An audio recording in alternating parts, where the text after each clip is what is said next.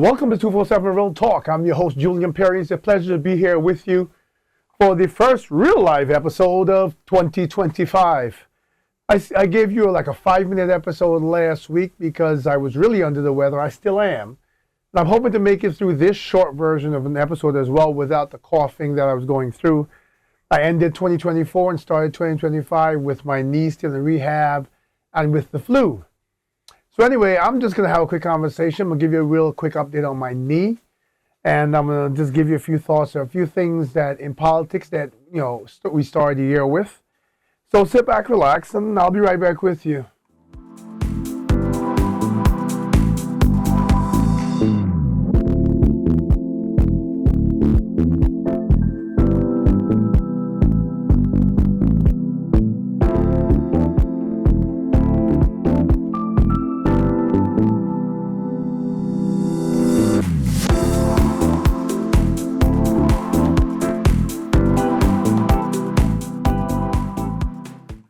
So I'm back. So thankful to be here with you. I want to give a big shout out to all my subscribers. Thank you for a wonderful, amazing 2024. Thank you for all my new subscribers. Thank you for my existing subscribers.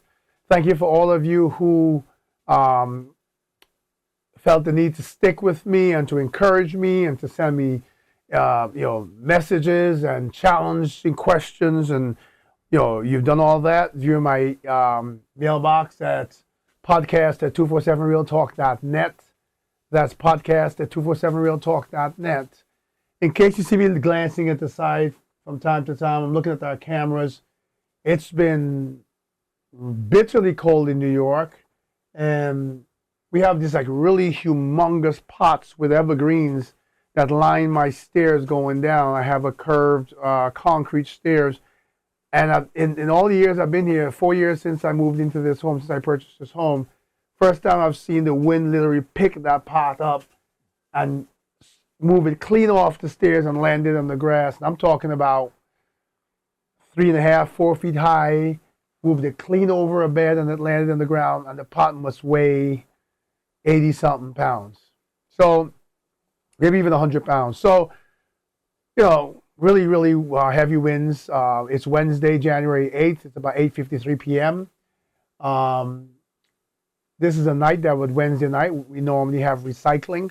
I can't put out recycling tonight because the wind is so bad that it'll blow, all the recycling will be down on the street and mess up the neighborhood. So I've got to hold it for next week and hope that we have better weather to get the recycling products out. Anyway, let's get over to my knee and then my quick thoughts for this episode. So my knee is doing better. I've learned a lot in this journey. Some days you go to physical therapy and it's great. Some days not so great. Some days the knee will bend to 115 degrees. The next time I go back, it'll bend to 110. The key is as you keep going, it increases a little bit more each time. So next time, it might bend to 117, and when I bend it back, it might went to 112, and it does that kind of thing. We're trying to get to about 120, 125 degrees. So I'm not that far off, considering that after surgery you're kind of straight, you can't even bend. So just to get to 90 degrees is a journey. So to be at 110, 115, I'm almost there. Not a lot of pain. Really at all. Pain management was really good by my doctors. The pain I do get is this sharp shooting pain that I will get like times like now when it's really cold outside. Remember, there's metal in my knee now, right? Titanium in my knee, and metal absorbs cold. Anyway, so just to let you know, my journey is moving along. I'll keep you posted as I make progress, and I'll keep you posted on the journey as it continues, and I take a bit of a break, and then I go back to do the second knee, the left knee. And hopefully this time next year I'll be talking to you with 2 brand new, good functioning knees. So on to a few things for in politics real quick. We just want to touch on a few topics on this, once again, short episode to start the year. One of the things I want to talk about is as we start, have you guys heard all these crazy things in the news?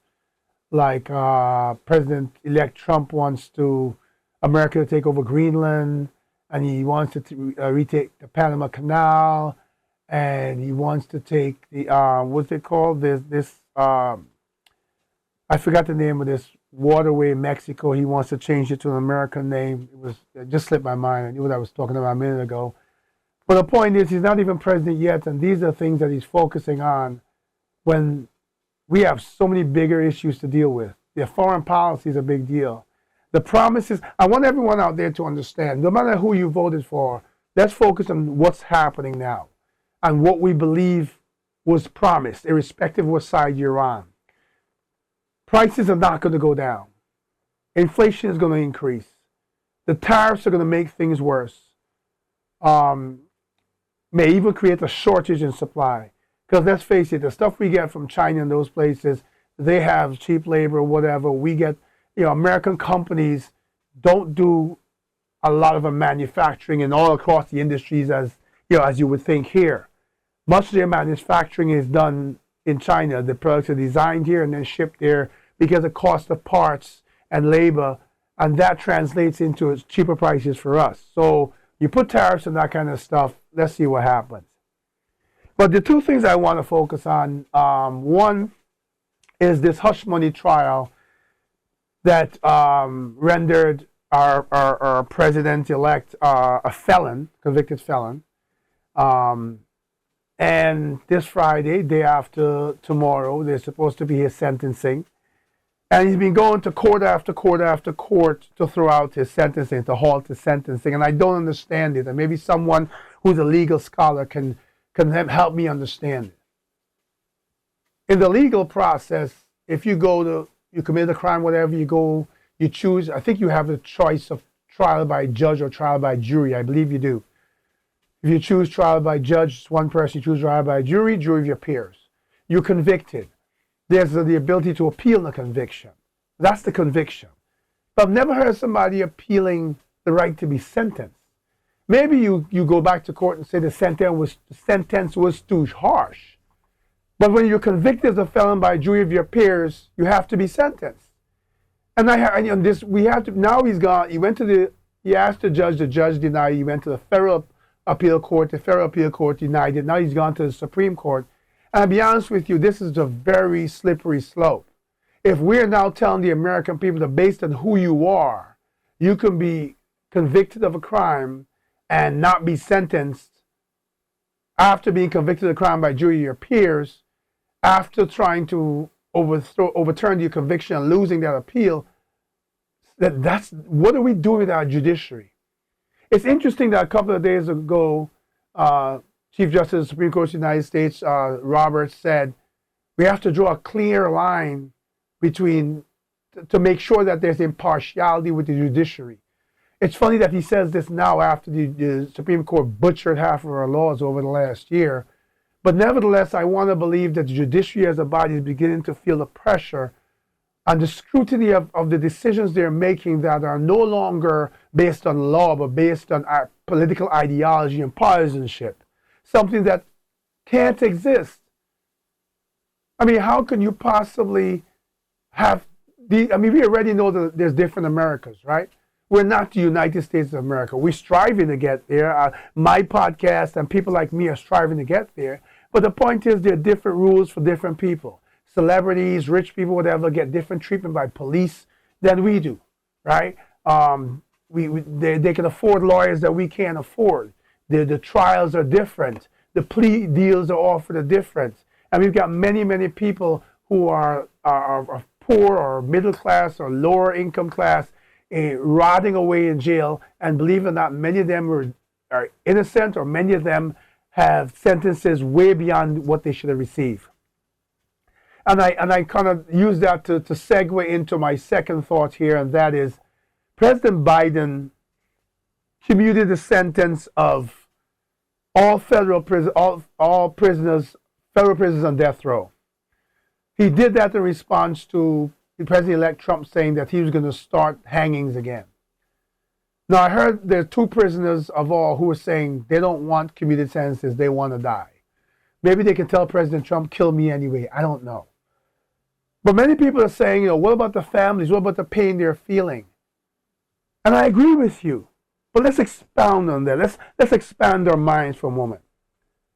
What about the countless minorities who, after spending 10, 20, 30, and 40 years in jail, have been found to be wrongfully convicted, have been sitting on death row, and if it wasn't for new technology and the ability to use DNA evidence in a more mature way, they will continue to rot in jail. The numbers are overwhelming.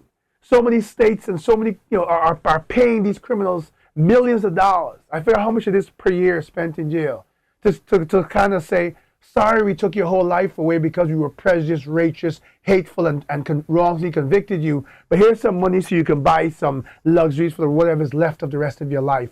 After we've stolen your family, watching your kids grow up, probably destroyed your relationships with your spouses, probably lost your parents while you were in jail, probably lost family members so you weren't able to go to their funerals. And now when you come out, they throw money at you and say, hey, try to make the best you can of it. The fact that we've got organizations out there fighting every day and proving every day how many people have been wrongfully convicted and have spent decades behind bars, many of them decades on death row waiting to be executed, only to find out that they were innocent, is enough reason for President Biden to commute all sentences to life in prison. If you are a human being, if you have someone on death row who murdered someone in your family, think about it for a moment.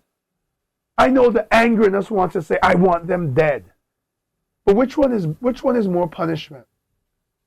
Killing them when it's over and they deal with whatever the Creator has for them? Or having them suffer through this life until they die and still having to answer to the Creator after they die?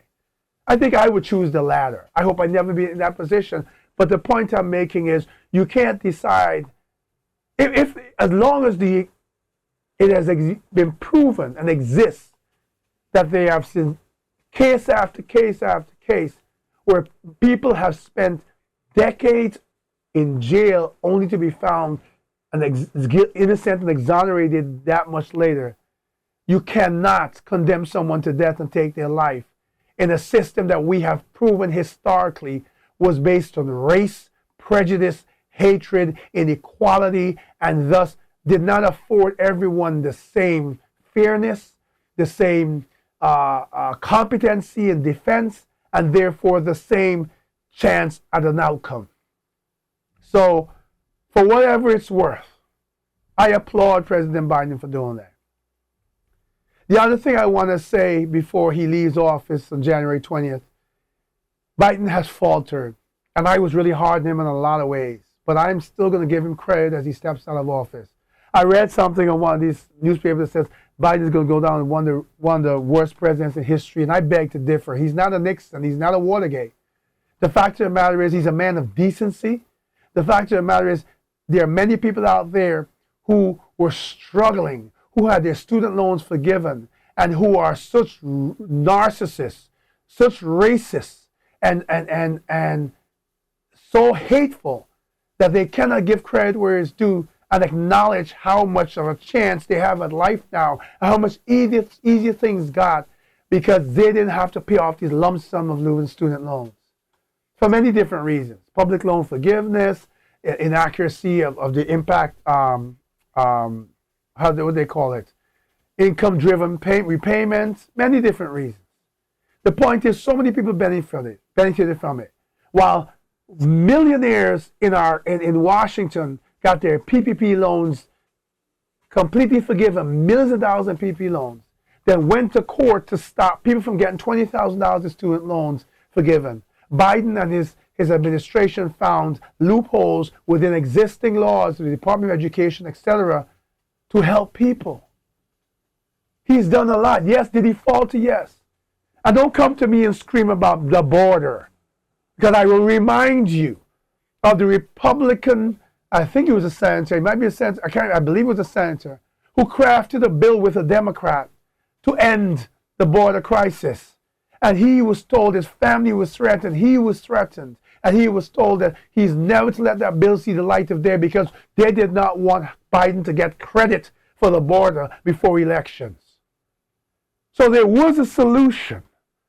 And the political ideology and the political crucifixion of us as human beings the injured, the aristocracy in Washington, the greed and hatred and the need for wealth and for power, decided that we, the people, and the crisis at the border was less important than their political power and their chances for winning. Well, they've won. Even though neither candidate got 50% of the popular vote. Neither candidate got 50% of the vote. Let's understand that clearly. There's no mandate.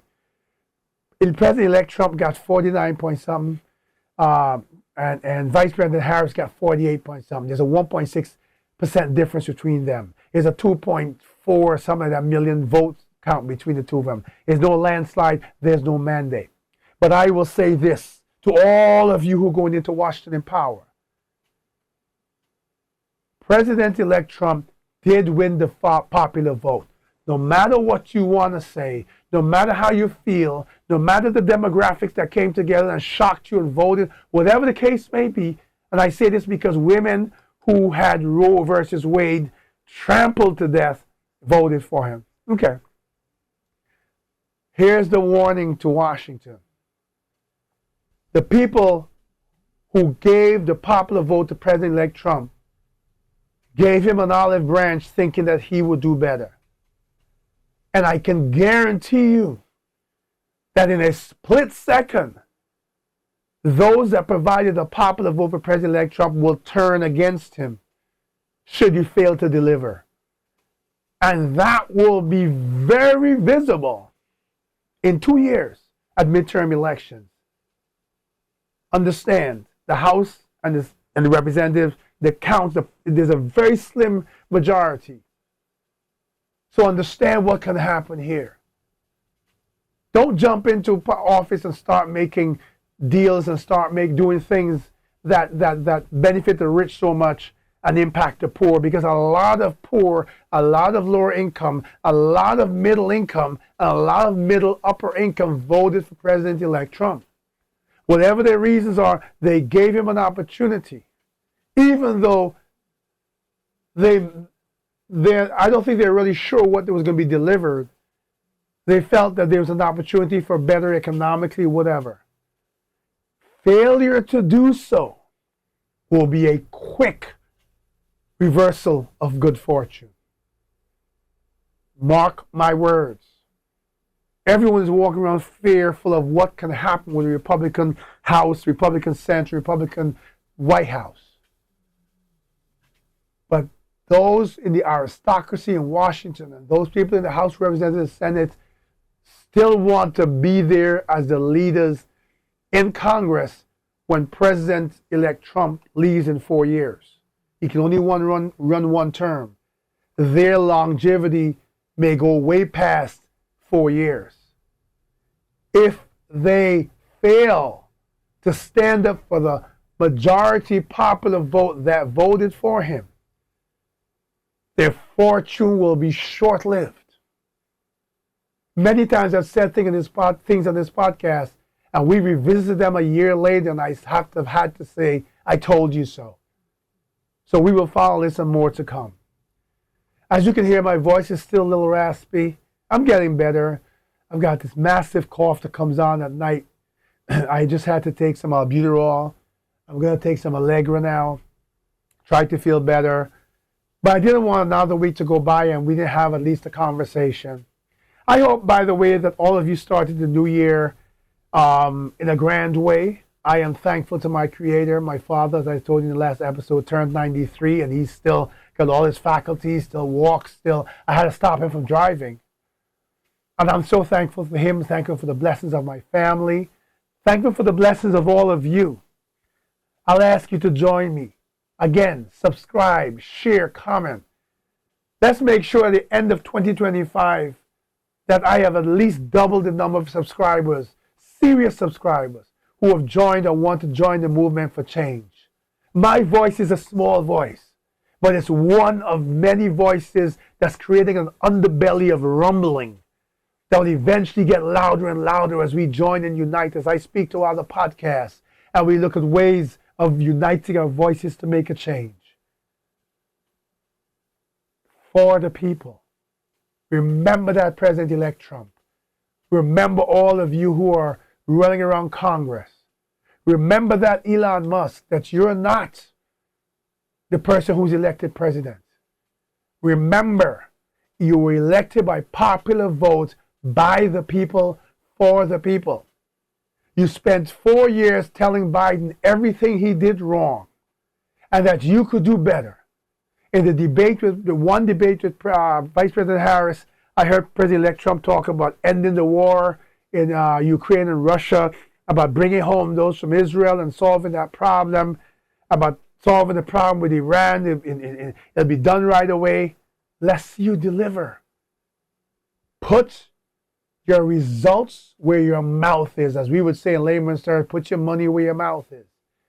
Because I can guarantee you, just as fickle as all human beings are, they're also very unforgiving when the result of your actions impact them as such that they start to feel the pain, and that pain starts to make them colorblind, or at least more of those who are seeing color now, colorblind.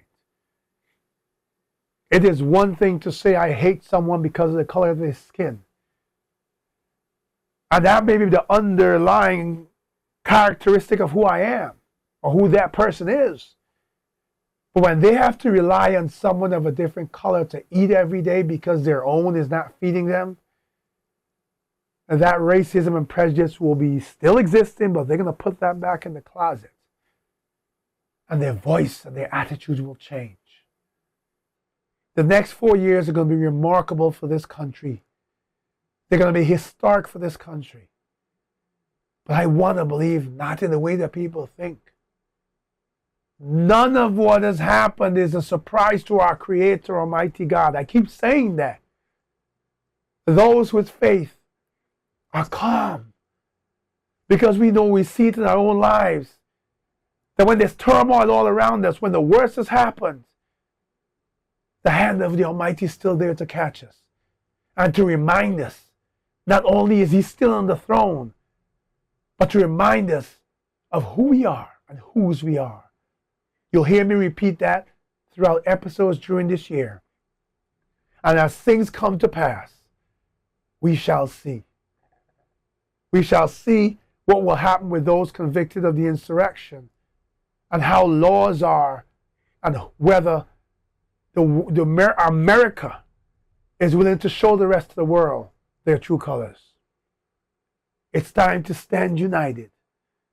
United we stand, divided we fall. Right now, as I said, neither candidate got 50% of the vote, so we are a divided nation, almost 50-50. We started 2025 this way. Let's hope that when I have this conversation with you in 2026, I can point to a change and how much of a difference we made using our voices, using our minds, and standing up and accepting the call to action. Have a great week ahead, a great weekend. Stay warm. Those of you here on the East Coast, prayers go out to those of you on the West Coast and the wildfires in California. Please heed the warnings to evacuate. Be safe. Those in New York, especially in the subways, let's start being vigilant eyes and looking out for each other. There's just too much crime and too many people getting shoved onto the tracks every day. It's time for a change. I keep saying that. And one would think that I would get tired of saying that, but I won't. Because one day, a change is going to come. It is my pleasure, as always, to be here with you. Thank you again for subscribing. I look forward to your continued support in 2025. Until we have another chance to speak, to share our thoughts. And I'm sorry, I was about to conclude, but I can't conclude without offering my sincere condolences and gratitude to President Jimmy Carter. May he rest in peace. I was not very fond of some of the things he did. I was not very fond of some of the things the Carter Institute did. But in the latter part of this man's life, he spent a ton of years helping people, building homes, changing lives. Shame on those, especially here in Nassau County, New York, who balked at the instructions of the governor and from the federal government to fly the flag of government institutions at half-mast. How dare you?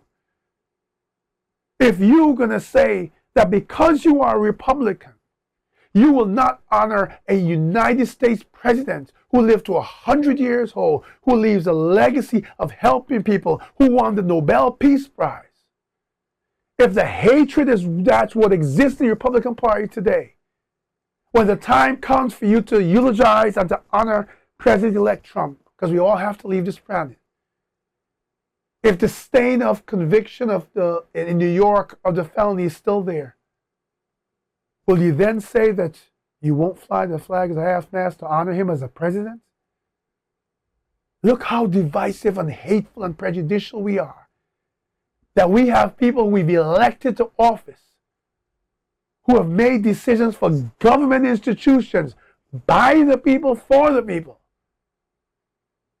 to push back against flying the flag at half-mast, to honor a president who gave so much of his life to people in need and deserves, regardless of how you feel about his accomplishments and his presidency, deserves the honor and unification in honor by the American people. President Jimmy Carter, rest in peace, sir. Your tour is over. Until the next time, please take care of yourselves and each other.